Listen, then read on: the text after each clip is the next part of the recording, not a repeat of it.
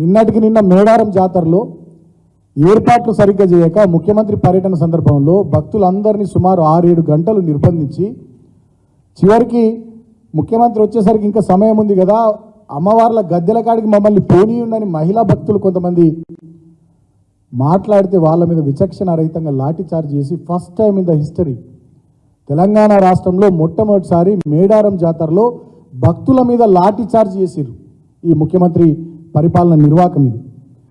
అదేవిధంగా అగ్రికల్చర్ యూనివర్సిటీలో మా యూనివర్సిటీ భూములు మాకే ఉండాలి, వేరులకు ఇవ్వదని చెప్పి విద్యార్థులు ఆందోళన చేస్తే వాళ్ళ మీద లాఠీ చార్జీలు, వాళ్ళ మీద కేసులు. ఇది ముఖ్యమంత్రి పరిపాలన, ప్రజాపాలన. తర్వాత చింతల్పల్లి లాకప్ డెత్, ఇప్పటిదాకా దానికి సంబంధించి బాధ్యులు ఎవరు, ఆ అంశం మీద చర్యలు లేవు.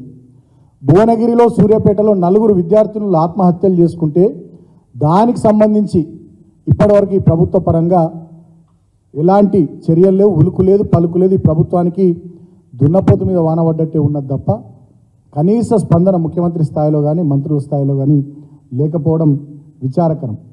అధికారంలోకి వచ్చి కనీసం 100 రోజులు కూడా కాలే, 100 రోజుల పరిపాలన కూడా పూర్తి చేసుకున్నటువంటి ఈ రేవంత్ రెడ్డి పాలనలో ఇన్ని దారుణాలు, ఇన్ని అకృత్యాలు, ఇన్ని ఘోరాలు, ఇన్ని దుర్మార్గాలు జరుగుతున్నటువంటి తీరు నిజంగా చాలా దౌర్భాగ్యం.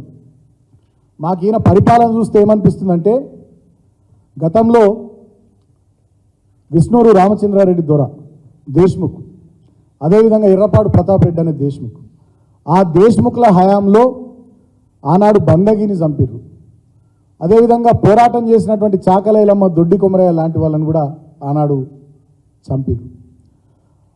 ఈ విష్ణూరు రామచంద్రారెడ్డి అదేవిధంగా ఎర్రపాడు ప్రతాప్ రెడ్డి ఈ దేశ్ముఖ్ల గడీల ముందు ఆనాడు ఎస్సీ బీసీ మహిళల్ని వివస్త్రల్ని చేసి బతుకమ్మలాడిచ్చిర్రు.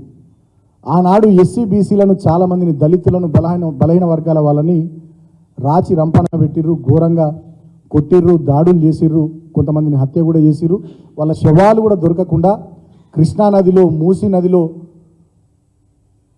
పాడేసినటువంటి, గోదావరి నదిలో పాడేసినటువంటి చరిత్ర గతంలో ఆ దేశ్ముఖ్ల హయాంలో జరిగింది.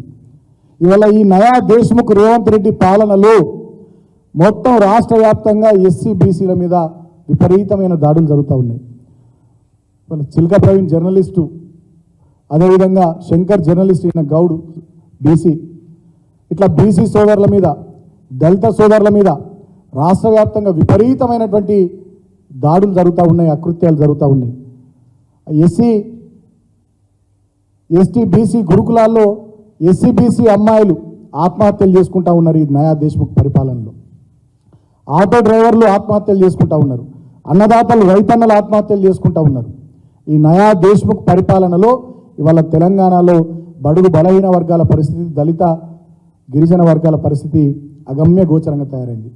ఎవరన్నా దళిత నాయకులు కానీ, బీసీ నాయకులు కానీ, గిరిజన నాయకులు కానీ వీళ్ళ ప్రభుత్వాన్ని విమర్శిస్తే అడ్డగోలుగా బుర్ర జల్లడం, ఇష్టం వచ్చినట్టుగా నోటికి ఎంత వస్తుందంత ఎవరు పడితే వాళ్ళు ఏది పడితే అది మాట్లాడడం. ఈ నయా దేశ్ముఖ్ పరిపాలనలో, ఈయన నాయకత్వంలో బడుగు బలహీన దళిత గిరిజన వర్గాల నాయకులంటే ఒక చిన్న చూపు, ఈ వర్గాలకు సంబంధించినటువంటి ప్రజానీకం, జర్నలిస్టులు అంటే ఒక చిన్న చూపు, ఒక చులకన